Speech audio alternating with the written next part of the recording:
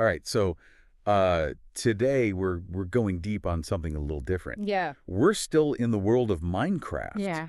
But we're not going to be talking about diamonds or redstone or anything like that. We're going to be talking about those oddly charming swamp huts. Oh, yeah. And why there's so much more than just like a place to find a witch and a free potion. Yeah. You know? Yeah. Yeah. No, they're really interesting. There's a lot more to them than meets the eye. Absolutely. And whether you're a hardcore Minecraftian, someone who plays Minecraft all the time, or you're just kind of curious about like gaming and folklore in general, Right. I think you'll be surprised by what we uncovered today. Yeah, I think so too. Okay, so first things first, how is a swamp hut? Yeah. For anyone who's not familiar with Minecraft, Right. you've got to imagine like a dark, murky swamp, right? Oh, yeah. Like full of slimes and frogs and Yucky. yeah, and you're kind of wading through this like murky water, and then suddenly you see this hut, and it's perched up on stilts above the water. Yeah. And it just has this very distinct, almost kind of spooky look to it. Mm-hmm. And that's your swamp hut. It really is, and it's that visual contrast, isn't it? Yeah. Between that sort of like chaos of the swamp and then this very structured, kind of ominous-looking silhouette. Yeah. It's like the game is trying to tell you, like, hey, there's something interesting going on here. Exactly. To tension. And what makes it even more interesting is like who lives inside. Yeah. It's always a witch. Always. Ready to throw potions at anyone who gets too close. And a cat. Right. Just chilling out alongside this like hostile witch. Yeah. What do you think the developers were going for with that pairing?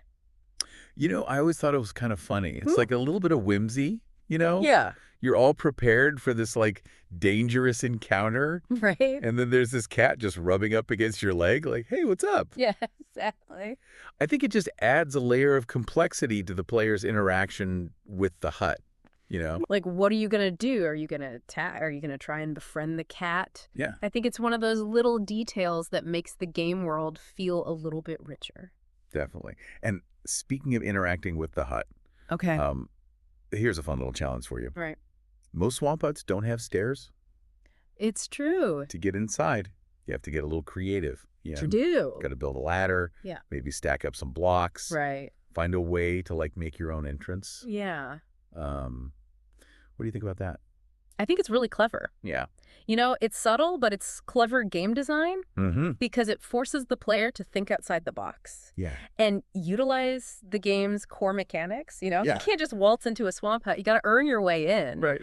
And that just makes the eventual reward that much more satisfying, whether it's loot or just the satisfaction of, getting in there. Yeah, totally. And I remember like the first time I found one of these huts, I spent ages trying to build like a perfect staircase. Yeah. Before I realized, wait a minute, I can just like build a dirt tower and just climb up it. That's it. And it's like, oh yeah, this is Minecraft. Classic Minecraft. Yeah. Problem solving. So, okay, we've established that these swamp huts are more than just like a simple structure. Right. They offer a little challenge to the player. Yeah. They offer a bit of humor with that like cat and witch combo. A little bit of the unexpected, yeah. Yeah. But here's something that's always intrigued me. Okay. They used to be called witch huts. Oh, really? And then somewhere along the line, the name changed to swamp huts. Huh. Interesting. I always kind of wondered if maybe the addition of the cat Yeah. made like the old name feel too focused on just the witch. You know what I mean? I see what you're saying. Yeah, that's an interesting thought.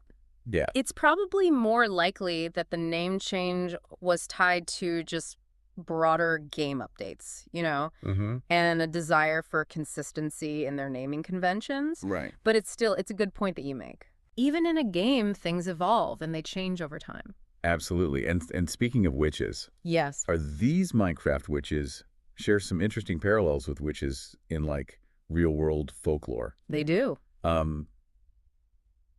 And witches have been around for a long time. Oh, yeah. Like a long time. Absolutely. We see evidence of beliefs about witchcraft going back thousands of years. Wow. Across all kinds of cultures. Yeah. For example, in ancient Rome, they had laws specifically against practicing harmful magic. Oh, wow. And in ancient Mesopotamia, accusations of witchcraft could lead to the death penalty. Really? Yeah, pretty serious stuff. So where does Baba Yaga fit into all of this? Ah, Baba Yaga. She's the one I always think of when I see those swamp huts. Yeah, she's a great connection. Yeah. She's very prominent in Slavic folklore, Mm-hmm. often depicted as this powerful, sometimes fearsome witch Yeah. who lives in a hut that, wait for it, Yeah. stands on chicken legs. Oh, yeah? Sound familiar? Yeah, totally. Yeah. That, like, stilted design Mhm. perched above the ground. Yeah. It definitely, like, echoes the look of those swamp huts. It does, and it's even more interesting. Go on. There's evidence that Siberian and Finno-Ugric cultures actually built huts, Wow. raised off the ground on stilts. Really? And this may have inspired the imagery of Baba Yaga's hut. That's so cool. So you have this real-world architectural tradition Yeah. that feeds into folklore, which then perhaps influences game design.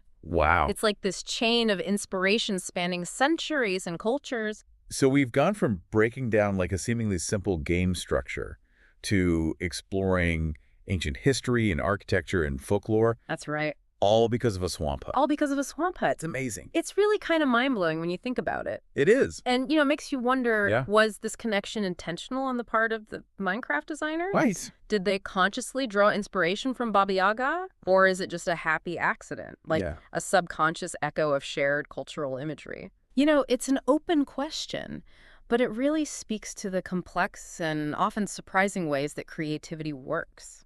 Absolutely. What stands out to you from all of this? That's a good question. I'm thinking about all those times I just, like, ran past a swamp hut, Yeah. Totally oblivious to all this history and cultural significance. Yeah. I think the key takeaway here is that even something as seemingly simple as a game structure Right. can be a gateway to a much deeper exploration of history and culture and the creative process. Yeah.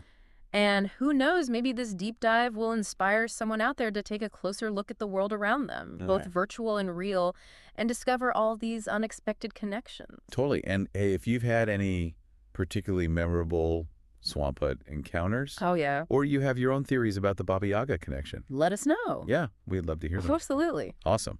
Well, thanks for joining me on this deep dive, Anytime. and we'll catch you next time.